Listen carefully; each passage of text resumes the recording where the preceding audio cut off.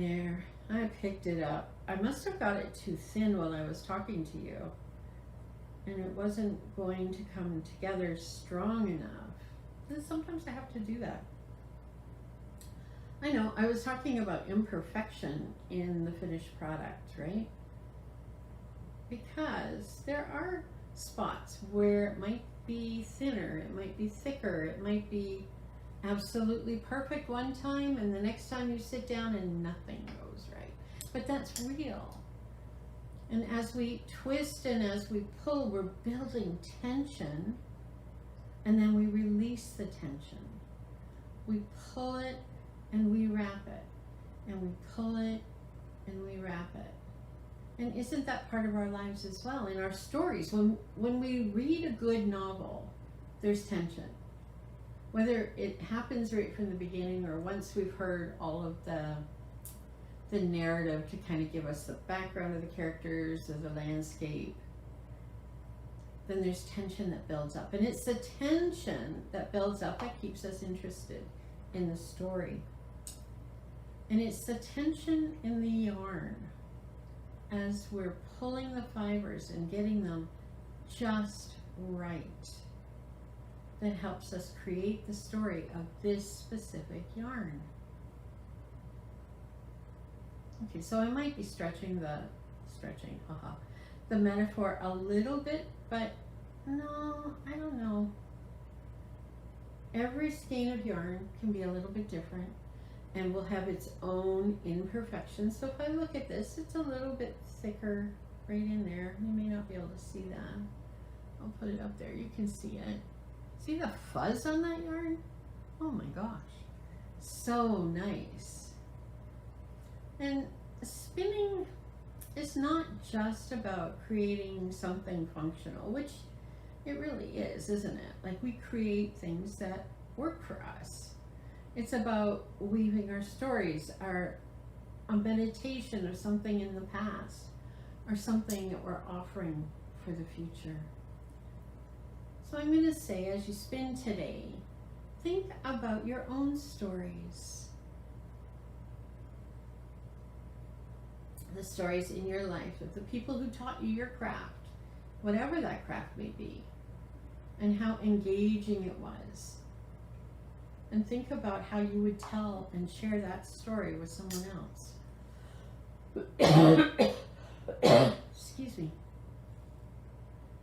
Because it's all about the stories. That's what our lives are. As we share life with one another, we share our stories.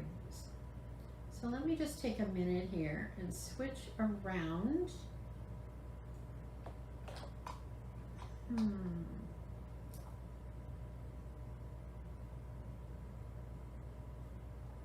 Just want to make sure I have everything I wanted in this. The 3 spinners, that was the one I was looking for.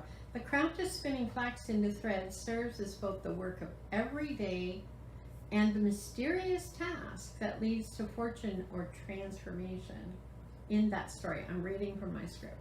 3 strange women skilled at spinning help a girl complete an impossible task. They had deformities. Huge feet, broad thumbs, hanging lips are all the result of years of spinning, and a reminder that every craft requires dedication and can have its toll, but in the end, the girl is freed from spinning as her story moves on, just as we weave in and out of our stories today.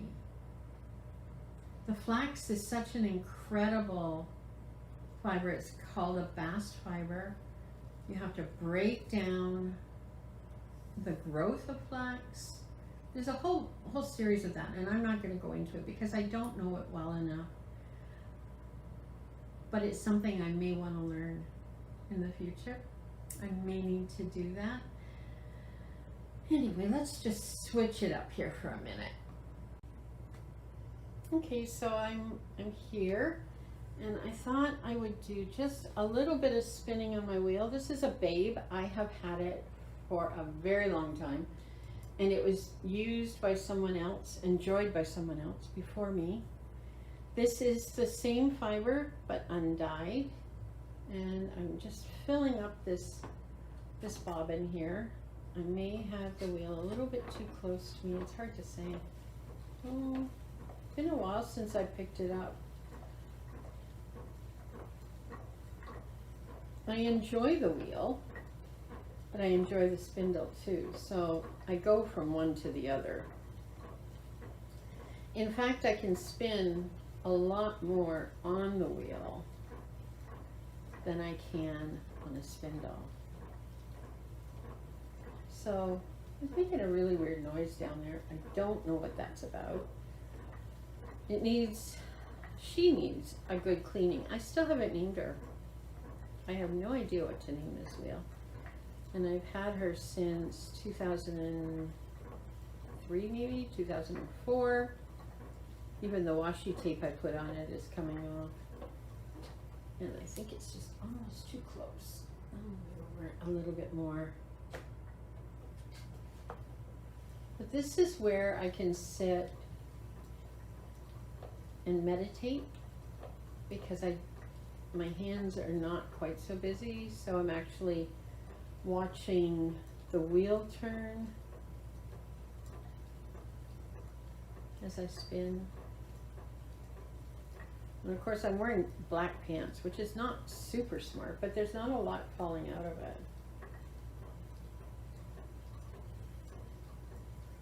Actually, there's very little falling out of it. I've carded it. It's pretty curly before I card it, let me tell you. But because there's not a lot falling out of it, and honestly, I don't worry too much about my pants when I'm spinning. I don't often wear the black ones. I usually wear blue or denim. But it's coming along really well. And I'll just grab another piece here and just keep adding it on.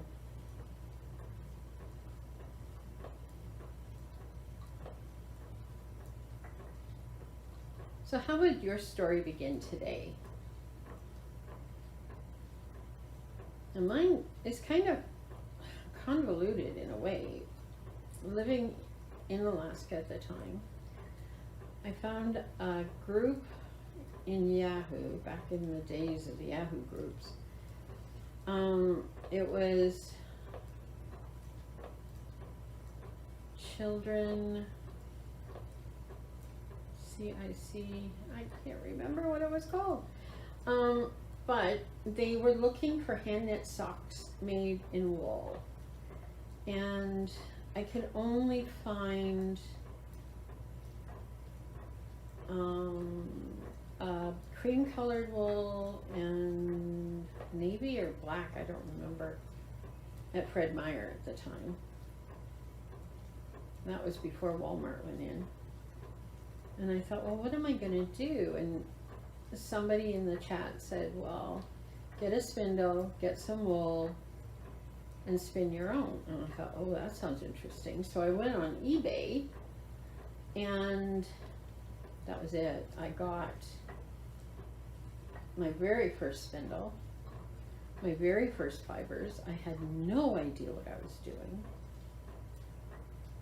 And then we were down, and I can't remember the name of the shop, in downtown Fairbanks. And the lady sold a lot of beadwork and beads and did other things, lots of fiber type arts. And I was talking to her about my spinning. I had my spindle with me, and she said, what you do is spin a little every day. Just spin a little bit every day and you'll get better. And I did. I spun a little bit every day, and it wasn't too long before I had enough to knit a pair of socks.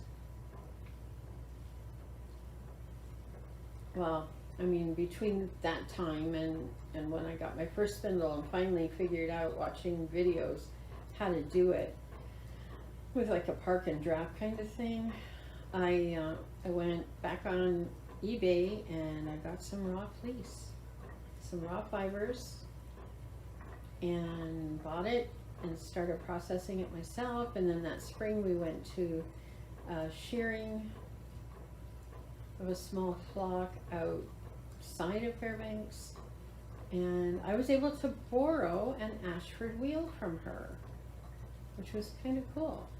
And because I helped with the shearing, I also got a couple of fleece, and I paid for the needles for a couple of the critters as well. And then I found this wheel on eBay, and the rest, they say, is history. So, you know, you can't just have one spindle, you have to have more than one. It's a collection sort of thing. So anytime I went anywhere where I could see fiber arts and they had a different type of spindle or something pretty, that's what I would get. And if there was fiber for sale, I would get it. So I have quite the stash, and I'm not even going to tell you how much that is. But that's kind of my story. And I think as a child, visiting my uncle in Nova Scotia and his relationship with the sheep, it created in me this strong desire to be connected with sheep. I've always wanted to have sheep. And of course, that's just not anywhere in my future at this point in my life, being that I'm, you know, over 65 and my husband's turning 80 this week. So moving to a farm with sheep is probably not the thing that's going to happen. And I know sheep have their own situations and problems and concerns, and yeah. So I will support the local sheep, the local shepherd, shepherdess, and purchase what I can and enjoy what I can. And I'll continue to spin the story of my life, to spin the story of the sheep, the story of the finished objects, the socks, the mittens, the hats, the scarves. All of those things are important, not only in my life, but in the lives of all of us. So I hope that today's video has been inspirational. I hope that you can, if you have been able to pick up your spindle or sit down at your wheel and think a little bit more of what's going on in your life as the wheel turns, as they say. And as we move to the end of this month, I'll do one more video on our crafting and spirituality and how they all kind of come together. But for today, I hope you enjoy your craft. I hope you find the good in everything that you do and everything that you see. And until next time, blessings. I hope you've enjoyed the video today. And if you like this kind of video content, please like, subscribe, share, do all the things. But whatever you do, enjoy your crafting today. God bless. Bye for now.